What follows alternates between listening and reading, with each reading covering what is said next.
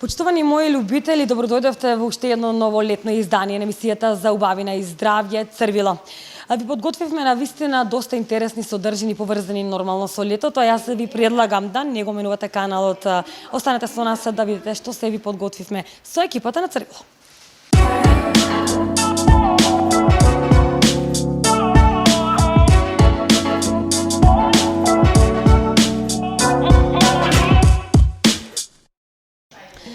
Златото е најскапиот и најпосакуваниот благороден метал во светот.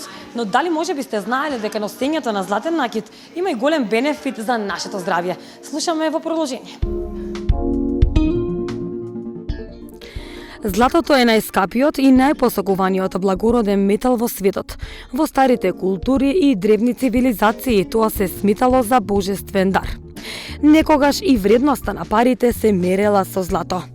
Знаеме дека од златото се изработува најскапоцениот накит во светот. Но дали може би сте знаеле дека носењето на златен накит има и голем бенефит за нашето здравје?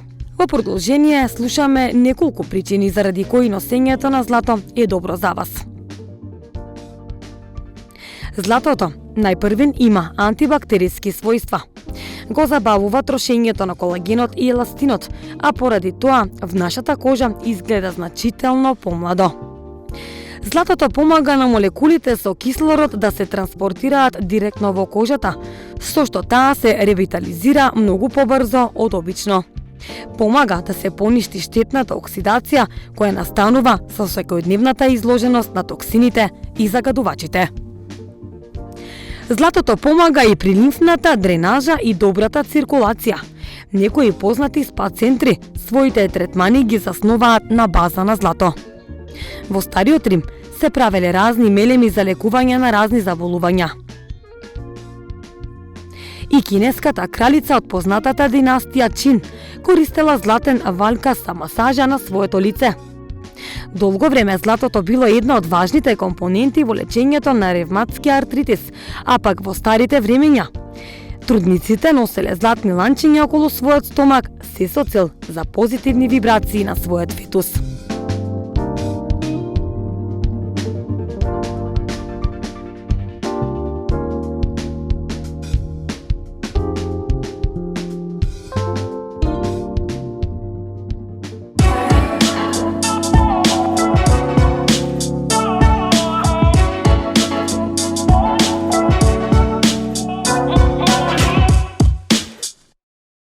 Го забрзува метаболизмот и ги намалува брчките. Еве на кој начин жените треба да користат ленено семе. Еве на кој начин жените треба да користат ленено семе.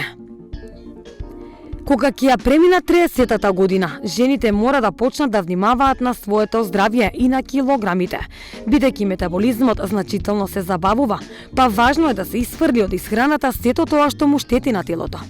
Ако имате проблем со брчките, испробајте го овој домашен третман што поборгу. Тајната е во лененото семе, кое со своите лековити својства придонесува за подобрување на подкожното ткиво, ги подмладува масните клетки и го враќа оној младешки изглед во пределот околу образите, особено во чувствителните делови на кожата околу очите, каде што кожата е најтенка и најсклона на брчки. Ставете лажица ленено семе во чинија и прелете го со 1/3 шолја за вриена вода. Мешајте го неколку минути, потоа покрите го со салфета и оставете го да отстои до вечерта. Исседете ја мешавината истата вечер. Користете ја водената маса со текстура на гел што ја испуштило лененото семе. Нанесете го овој раствор од ленено семе на исчистено лице и врат со помош на стапчиња за уши. Не мора да го одбегнувате пределот околу очите, слободно нанесете го растворот и таму. Кога маската ќе се исуши на вашето лице, повторно намачкајте ја. Повторете ја оваа процедура 5 пати. Лен за слабење.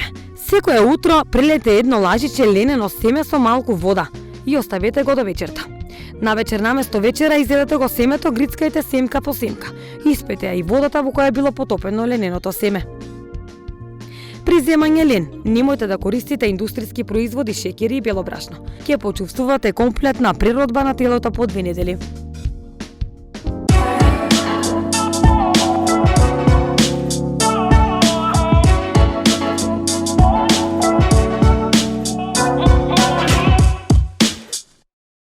Нема ништо попривлечно од женската насмевка. Еве како до меки и заводливи усни. Како до меки и заводливи усни. Нема ништо попривлечно од женската насмевка. Но сувите испукани усни може да го направат смеењето болно. Освен што предизвикуваат болка, сувите усни предизвикуваат неудобности и воопшто не се привлечни. Затоа дознајте кои се причините за појавата на суви испукани усни и како да ги направите меки, мазни и заводливи. Повеќето луѓе страдаат од испукани усни. Сувите усни можат да бидат резултат на повеќе фактори, а повеќето од нив можат да бидат избегнувани. Дехидратација. Најчестата причина за појавата на суви усни е многу едноставна – дехидратацијата. Доколку телото нема доволно вода, тоа ќе го покаже тој недостиг. Сонце. Кожата на вашето тело значително се оштетува од сонцето, а усните не се исклучок. Ветер. Доколку ги оставите усните незаштитени, а има силен ветер, ризикувате да се исушат и да испукаат. Недостаток на витамини и минерали. Особено треба да внимавате на внесувањето на витамин А, Б, С и железо. Недостатокот на железо во крвта може да биде причина за појавата на испукани усни. Постојано лижење на усните. Доколку постојано ги лижите вашите усни, со тоа вие им ја давате потребната влажност, напротив ќе ги направите уште посуви. Козметика. Некои кармини и балсами за усни ги сушат усните. Бидете внимателни во изборот на козметика. Избегнувајте балсами за усни кои содржат фенол и камфор. Дишење на уста. Доколку имате затнат нос или поради друга причина дишете со уста, тогаш најверојатно ќе имате суви усни. Пушење. Повеќето пушачи знаат дека ова штетна навика им носи многу непријатни последици. Дел од тие последици се и сувите усни и лошиот здив. Зачинета храна. Зачинетите храни како и сокот од цитрон може да доведат до сушење и иритација на усните. И за крај лекови.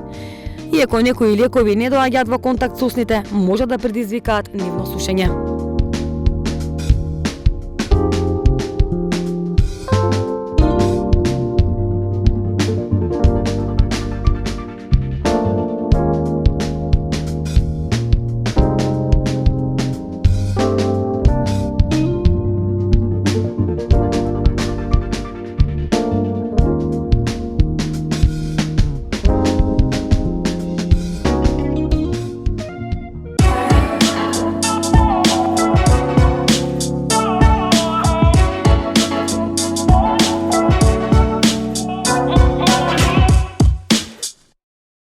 Општо е познато дека на годишен одмор шминката треба да се прилагоди на сонцето, солената вода, брановите и песокот. Но ако летото го поминувате во град или на планина, во принцип не мора да се грижите за тоа како ќе постигнете безпрекорен изглед на вашата шминка. Општо е познато дека на годишен одмор шминката треба да се прилагоди на сонцето, солената вода, брановите и песокот, но ако летото го поминувате во град или на планина, во принцип не мора да се грижите за тоа како ќе постигнете безпрекорен изглед на вашата шминка. Најважно е да изберете мејкап производи кои имаат лесна формула, они кои ја хидрираат кожата и штитат од UV зраците. Се разбира, не треба да претирате ниту со количината, бидејќи целта е да изгледате свежо и природно, а не да бидете имитација на сликарско платно кое се бори со текстурите и каде невешто се размачкуваат боите. Топлите денови бараат модификација во рутинската шминка. Направете паметна селекција на производите кои ги користите, нека вашиот НССР доживее олеснување. Пудра за нежен тен. За ден. На високи температури употребата на тешки пудри секако не е добра идеја. За дневна шминка одберете ВВ тониран крем кој нема да изгледа тешко на вашето лице. Во комбинација со коректор прикриете ги сите неправилности и ќе постигнете кожата да изгледа природно, светло и свежо. За вечер. Од друга страна, вечерната шминка дозволува нанесување на лесни течни пудри, кои во целост ќе го изедначат тенот и ќе создадат совршена основа за продолжување на шминката. и за преку ден. За целосно да се вклопите во трендовите и во согласност со летото, фокусот на шминката насочете ја кон очите. Елегантни и суптилни бои на сенки како корални, боја на праска или беж ќе ви ги дефинираат очните капаци и ќе ви дадат нежен изглед кој совршено може да се искомбинира со едноставна облека. Маскарата е неопходна дури во текот на денот, бидејќи меки и волуменски трепки пожелни се секогаш и секаде. Целиот мејкап изглед заокружете го со нежно обликувани, адекватно задебелени и само за нијанса потемни веги. Не претерувајте, бидејќи пренагласеноста може да го расипе општиот впечаток и да ве направи груба и нападлива. Со автентична летна палета на сенки, нека вашата имагинација се ослободи. Златни, бакарни, лимон, жолти, розови и сите други заводливи нијанси со јаки жешки бои, со интензивна пигментација, со полна сила ќе истакнат убавината на очите, но ќе бидат вистинско освежување на лицето, причина поради која секоја вечер ќе сакате да се забавувате. Поради комбинацијата на топлината и влагата, најдобро ќе биде да користите водоотпорни маскари, особено ако планирате целовечерно дружење и забава. Црни водопади кои се сливаат низ лицето, сигурно не е тоа што сакате да го видите во огледало.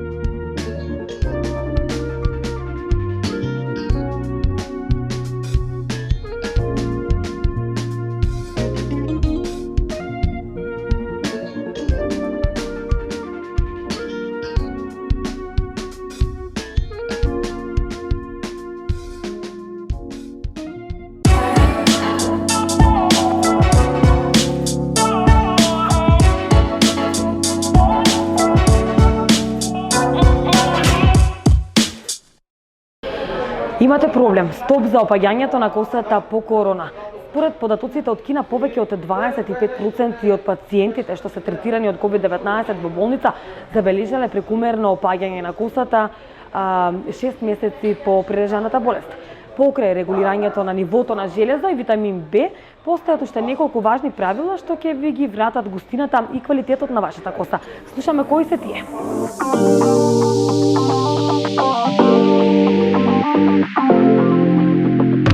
Според податоците од Кина, повеќе од 25% од пациентите што се третирани од COVID-19 во болница забележале прекумерно опаѓање на косата 6 месеци по прележаната болест. Покрај регулирањето на нивото на железо и витамин Б, постојат уште неколку важни правила што ќе ви ги вратат густината и квалитетот на косата. Проблемот со губењето на косата по коронавирусот стана една од најчестите причини за посета на ендокринолог. Постојат теории што објаснуваат зошто ја губиме косата по прележување на COVID-19. Кога вирусот ќе влезе во телото, сите ресурси се насочуваат да се борат против него, што може да ги занемари помалку важните процеси, исхраната на скалпот, квалитетот на косата.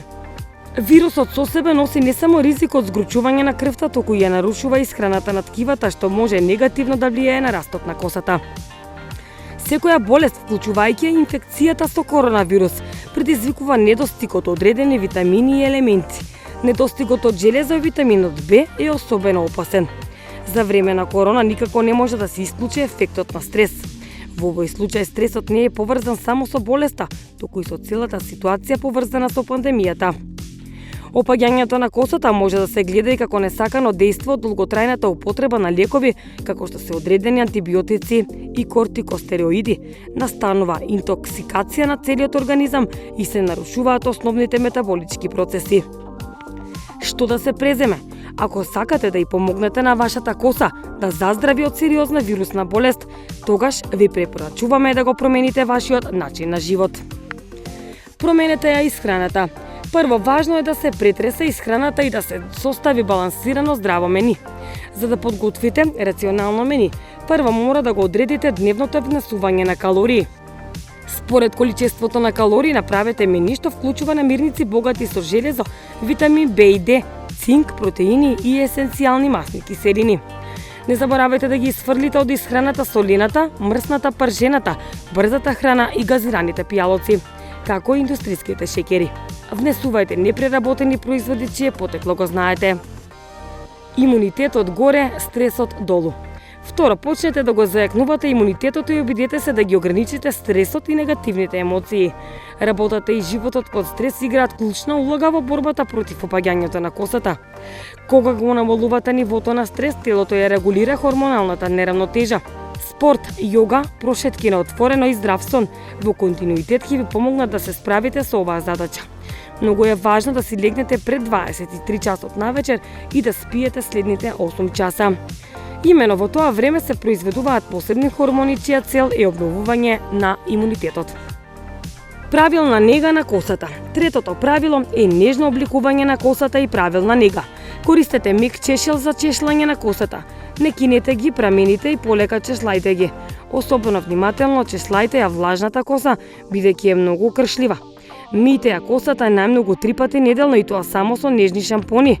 Барем неколку месеци престанете со агресивни хемиски процедури, како што се изликување прамени, белење, минивал, често боење и така натаму, бидејќи тие само што ќе ја влошат состојбата на косата и ќе придонесат за нејзино губење.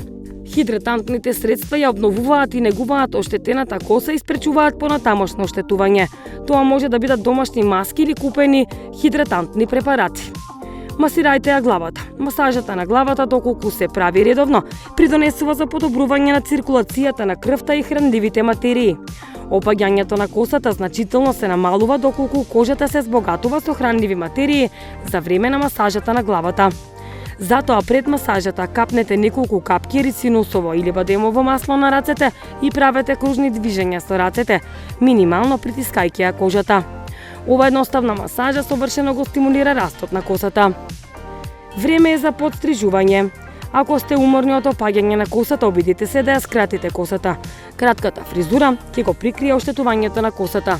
Исто така, колку е пократко и полесно влакното, толку е полесно да се задржи на главата. Новата млада коса брзо ќе го скрие недостигот од густина, ќе и даде на фризурата атрактивен изглед.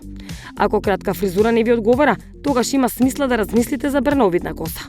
Имено кадравата коса изгледа побујно, додека правата ги нагласува недостатоците. Но избегнувајте да користите пегли и преси за виткање. Тоа можете да го постигнете со самолепливи виткачи или со меки папилоти. Колаген и пантенол. Витамините, минералите и колагенот дефинитивно можат да ја помогнат на косата. Колагенот ги храни влакната од внатре, а ја намалува можноста за нивно опаѓање. Од витамините корисни се биотин, B7, витамин С, витамин Е, железо и цинк. Овие додатоци во исхраната немаат многу контраиндикации, но подобро да се консултирате со лекар пред да ги земете. Пантенолот е исклучително корисна состојка за косата, затоа погледнете ги етикетите и изберете производи што го содржат или нанесете го, независно од тоа.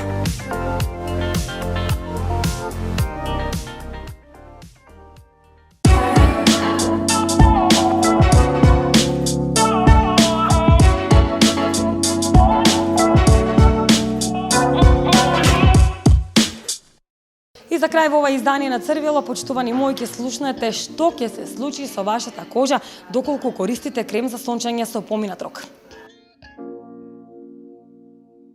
Американската агенција за храна и лекови смета дека кремот за сончење е лек што не се издава на рецепт, но тоа не значи дека не треба да се внимава на датумот на истекување. За разлика од шминката или некои производи за нега на кожа, каде што рокот на употреба може да изгледа повеќе како упатство, со кремот за сончење треба да се однесувате повеќе како млеко, бидејќи датумот на истекување е навистина важен. Ако користите крем за сончење со поминат рок на траење, можеби тоа ќе го откриете на потешкиот начин. Полесно ќе изгорите бидејќи активните состојки за заштита на сонцето се распаѓаат со текот на времето. Изгорениците од сонце потоа доведуваат до оштетување на кожата и го зголемуваат ризикот од развој на рак. Кремот за сончење со поминат рок на траење веројатно нема да обезбеди иста количина заштита како што е наведено на етикетата и можеби повеќе нема да биде ефективен, што може да ја зголеми шансата за развој на изгореници или оштетување од сонце. Покрај ова, активните состојки може да се разградат и имаат поголема веројатност да придонесат за иритација или чувствителност на кожата. Така може да добиете изгореници од сонце и други видови иритации на кожата поради самите состојки со поминат рок. Кремите за сончење остануваат ефективни во полна сила 3 години, а тоа важи и за хемиските и за минералните варијанти. Драги мои, се надевам дека уживавте со нашите подготвени содржини за ова издание. Со нови содржини се гледаме наредниот петок во исто време. Ве поздравувам.